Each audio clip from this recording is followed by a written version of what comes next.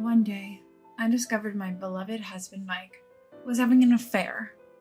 I was finally pregnant after years of fertility treatments. In a few months, I was going to give birth. And it was during this time my husband had the audacity to say, "Leave."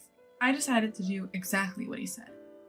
But make no mistake, I wasn't going down without a fight. I'm going to make him pay. A man who cheats on his pregnant wife deserves to be punished severely. My name is Karen, and I'm 32 years old. I've been married to Mike for 5 years. We met when I was 26 and started dating shortly thereafter. He was really into me, and just 6 months later, we tied the knot. You could say it was a whirlwind romance. My dad owns a business where my husband and I met. Thanks to my father's connections, Mike is considered a future CEO in the company.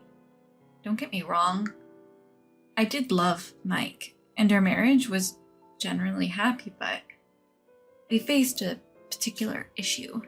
We couldn't conceive a child. For 3 years after our wedding, we remained childless. Societal pressure pushed us to start fertility treatments. And now, after 5 years of marriage, we were finally expecting our first child. When I found out I was pregnant, I immediately called Mike. "Mike, I just came back from the doctor and..." "The doctor? Why?" "I'm pregnant." "What?" "It's our baby. We're finally going to have a baby." Tears welled up in my eyes, feeling like all my struggles had finally paid off. At last, my hard work had borne fruit. I'm pretty sure my voice was shaking over the phone, but my husband, Mike, didn't seem as thrilled as I was. Well, that's good." "That's good? Is that all you have to say? After all I've been through?" "Well, we've spent both time and money on this. It would be a problem if it didn't work out." "Don't talk like that. I left work to focus on fertility treatments because you said you absolutely wanted kids." "Karen, you decided to go to those lengths yourself. Don't blame it on me." "Seriously?" He said he was busy and abruptly hung up the phone. That's harsh. Why would he say something like that? Isn't Mike happy that we're going to have a baby? Thinking back, ever since we started fertility treatments, we've been drifting apart. We used to argue less, but in the 2 years since starting treatments, we've been talking less, and the closeness we had has faded. Still, I persisted because I love Mike. But having him brush off my pregnancy announcement was a huge blow. Time has passed since the pregnancy was confirmed, and I've entered the stable period. Although it's called a stable period, it's not a time to let down your guard. I'm still experiencing morning sickness, and my worries are far from over. Even when I had to take early maternity leave because of severe morning sickness, Mike was still out drinking and enjoying himself. He doesn't help with chores, so I have to do everything myself. I've asked for his cooperation multiple times, but he always says, "I'm working outside." It seemed like he didn't care to see me suffering. One day, I couldn't take it anymore and decided to have a face-to-face conversation with him. I wanted him to change his attitude towards our life together. That night, he came home after midnight from another drinking party. I confronted him as soon as he walked in. "What time do you think it is?" He looked visibly annoyed by my question. "You're still awake? If you're having morning sickness, why don't you just go to sleep?" "Don't talk to me like that. Please be a little more cooperative." "What? I'm working so you can live comfortably, you know." "I appreciate that, but I'm also not feeling well. I'd like you to help with chores, even just on your days off." Then he let out a deep sigh and continued. "Look, being pregnant is not a disease. Why are you acting so needy?" All I want is a peaceful life during my pregnancy." Really? You're unbelievable. I'm working my butt off and you want a peaceful life during pregnancy? Don't be so self-centered. That's too harsh. You don't have to say it like that. I really can't stand this anymore. I'll stay somewhere else for a while. Don't contact me. Wait, Mike. Goodbye. My husband left the house with only the bare essentials, as if he couldn't hear my voice at all. Why is this happening? We were supposed to be excited about this pregnancy. How can he be so cold? Aren't spouses supposed to help each other when times are tough?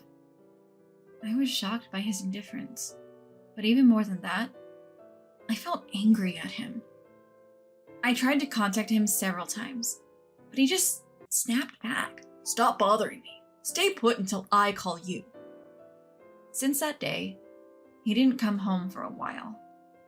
Today, I was feeling awful with morning sickness and was lying down in my room. Then, a call came in from an unknown number. Who could that be? If it's someone from work, their number should be saved in my phone already. With that thought in mind, I answered the call. Hello? Ah! You picked up! Is this Karen? Yes, it is. May I ask who's calling? Oh, me? I'm Betty, Mike's future wife. Excuse me?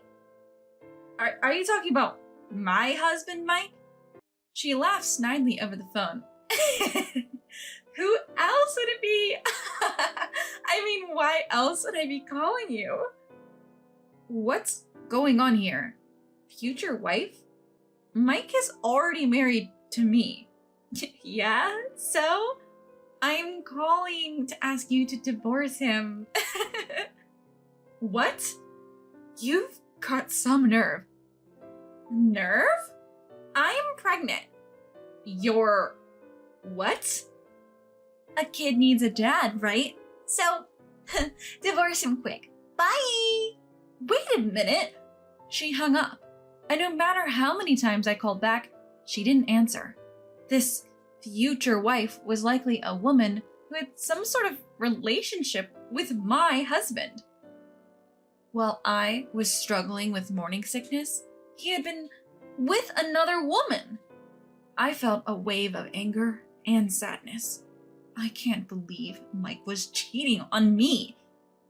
All those times he said he was going out for drinks must have been to meet her. I couldn't sit still and impulsively called my husband, who was at work. After about 8 rings, he finally picked up. What do you want? You're so annoying. Can't you tell I'm at work? You knew I was calling. Why did you keep ignoring?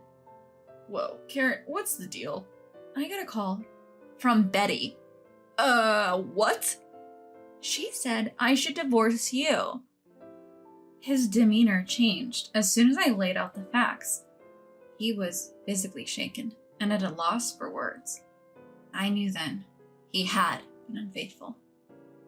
Looks like you were messing around with Betty. She's pregnant too, huh? What were you thinking? Shut up! That's none of your business, Karen. Excuse me? We're married, and I'm pregnant too. So what? Betty actually gets stuff done around the house when she's with me. Unlike you. Look, every pregnancy is different, you know. Enough! Let's get this clear. Betty is my number one. I'm not interested in a middle-aged woman like you, Karen. I was at a loss for words, stunned by his outrageous comments. He continued, thinking he had the upper hand. Betty is young, cute, and far more suitable for me than you are. Suitable? Are you delusional? Shut up! The cat's out of the bag. We're getting divorced, Karen. Really? Of course! Get out! Betty and I are moving into the apartment. You don't belong here anymore. At that moment, an indescribable rage surged within me. I don't belong here. How dare you? You're the one who cheated. I'm done. If you think you've got it all figured out, well, I have a mind of my own too. I made it clear to my husband, who thought he'd successfully manipulated me and was getting too confident. I get it. Then I'm taking all the furniture and appliances. What? He sounded utterly dumbfounded. Any problems with that? Don't mess with me. If you take everything, where will we live? I don't care. I bought all the furniture and appliances, you know. What? No way. Forgot? We moved here 2 years ago for the fertility clinic. You told me to buy what I wanted. Just leave the essentials, like the washing machine and fridge. Fine, but you'll have to pay for them. What? Are you serious? His irritation was palpable, even through the phone. Finally, he yelled, "Fine, I'll pay," and hung up. Any chance of rebuilding our marriage was gone. I started packing my things.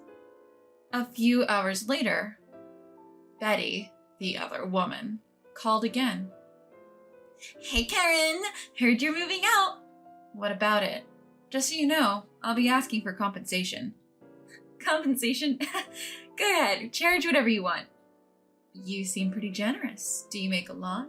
"Who, me? I was just working part-time. Quit that too." "So how will you afford the compensation?" "Of course, it's settled, Mike. The next CEO will cover all the expenses." "The next CEO?" My husband acting like he's the next CEO is out of left field. As far as I know, he's not financially well off, and he's terrible at saving money.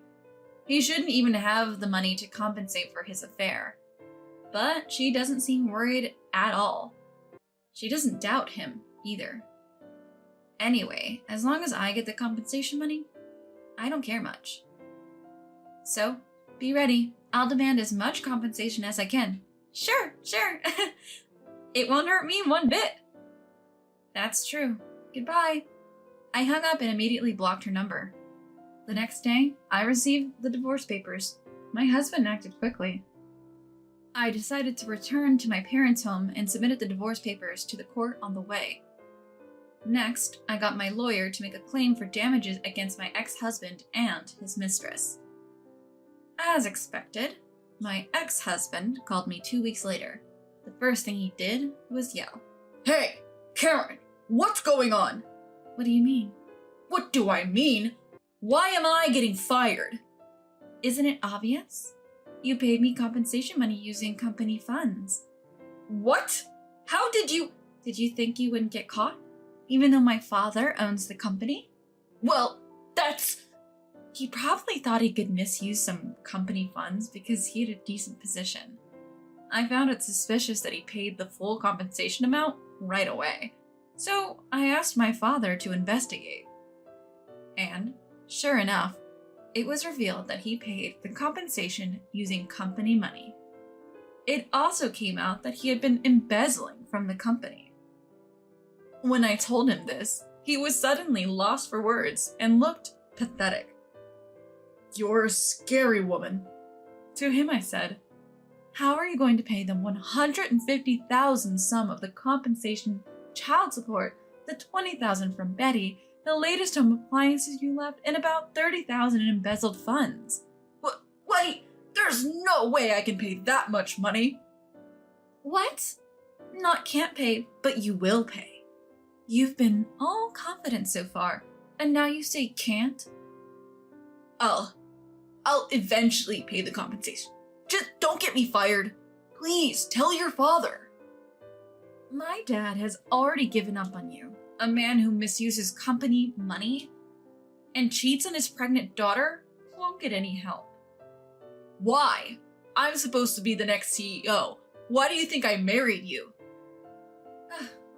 So that was it. His persistent proposals, his passionate approach, his rush to marry, all of it was to aim for the CEO position, taking his own self-preservation more seriously than any remorse at this point. I was completely done with him. You think you'll be the next CEO just because you married the boss's daughter? Don't make me laugh. The world doesn't work that way. Don't underestimate my dad's company. But, isn't that how it usually goes? I wooed you, Karen, the boss's daughter, just for that. Sure. I was a fool for falling for it. But you think you can stay at my father's company after all this? After embezzlement and affairs? You think you can still hang around? You're the worst kind of man. Seems like my words hit a nerve. He began to sniffle over the phone. In a pathetic voice, he begged, "Help me." I had no mercy. You once told me that Karen had no place here. Remember? Guess what? The one without a place is you. You've been fired and you're saddled with $150,000 in debt. Wait! I'll break up with Betty. Just help me! Shut up! I couldn't care less about what happens to a cheating man like you. Just focus on paying back every single penny for child support, compensation, and the company funds you misused. Get to work, you piece of trash. I hung up, blocked his number, and cut off all ties. He did try to show up at my parents' house, but even that was expected. He couldn't even get to meet me. My parents turned him away. Eventually, he somehow scrounged up the $150,000 in debt. When the other woman found out about the situation, she tried to end things, saying the baby she was carrying wasn't his. But his obsession was too much. He pressured her, saying, "Give me back the settlement money I paid for you, Betty. If you don't, then marry me," and more or less forced her into marriage. Eventually, they were pursued by debt collectors and forced into a life of extreme poverty, incomparable to their previous situation. Meanwhile, I recently gave birth to my daughter. I was honestly worried if I could truly love a child fathered by that man. But that concern turned out to be unnecessary. The child I gave birth to is more precious and lovable than anything. Thank you for coming into this world. I'll make sure you're happy, I murmured, gently gripping my tiny daughter's hand. It doesn't matter who the father is. This child is unmistakably mine. I vowed in my heart to live my best life to make her happy.